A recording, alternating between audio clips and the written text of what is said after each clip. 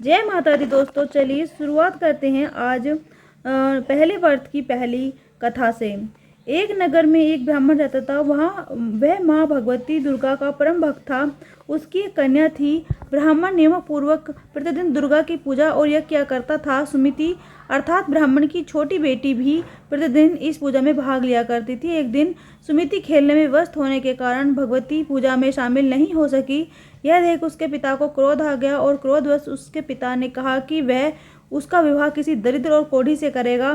पिता की बातें सुनकर बेटी को बड़ा दुख हुआ और उसने पिता के द्वारा क्रोध में कही हुई बातों को सहर्ष स्वीकार कर लिया। इस कई बार प्रयास करने से भी भाग्य का लिखा नहीं बदलता है। अपनी बात के अनुसार उसके पिता ने अपनी कन्या का विवाह एक कोढ़ी के साथ कर दिया। सुमिति अपने पति के साथ विवाह कर चली गई।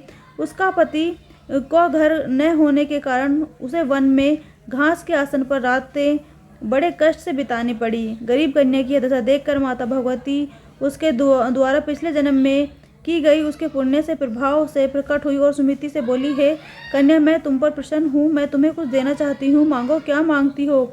इस पर सुमिति ने उनसे पूछा कि आप मेरी किस बात पर प्रसन्न है। कन्या की यह बात सुनकर देवी कहने लगी, मैं तुम पर पूर्व जन्म के तुम्हारे पुण्य के प्रभाव से प्रसन्न हूँ। तुम पूर्व जन्म में भील की पतिव्रता स्त्री थी। एक दिन तुम्हारे पति भील द्वारा चोरी करने के कारण तुम दोनों को सिपाहियों ने पकड़ लिया और जेल खाने में कैद कर दिया। उन लोगों ने तुम्हें और तुम्हारे पति को भोजन भी नहीं दिया। इस प्रकार नवरात्रे के दिन में तुमने तो कुछ खाया और न ही कुछ जल पिया। 9 दिन तक नवरात्रे का व्रत का फल तुम्हें प्राप्त हुआ।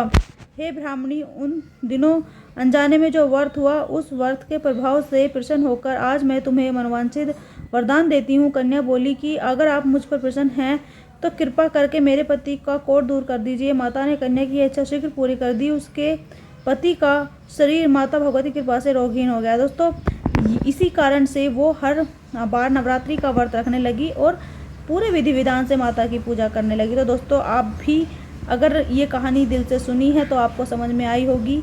तो दोस्तों, अगर आपको मेरी वीडियो अच्छी लगी तो प्लीज़ कमेंट में एक प्यारा सा जय माता दी जरूर लिखना। चैनल पर नए हैं तो सब्सक्राइब करें बगैर बिल्कुल भी मत जाना। जय माता दी दोस्तों।